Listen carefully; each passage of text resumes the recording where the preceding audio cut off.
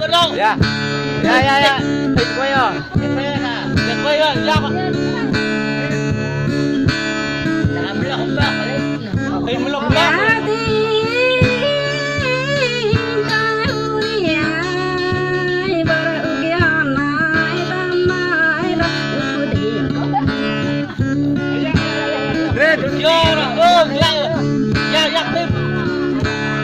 Tiếp tục.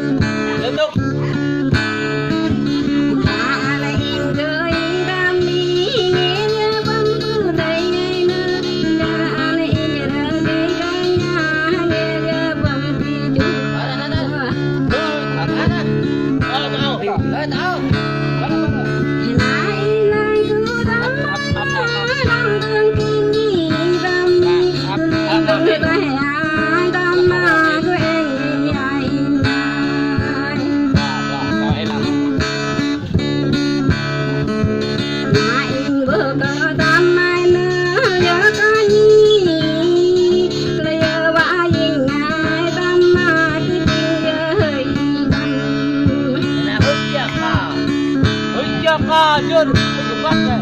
Áo đi làm cứ im lặng chỉ mang lư gờ im giấc ngài là bạn lòng cứ đi đam điên ngang in trắng cứ chơi đam mi là in nhờ để lấy khi cơ về in cơ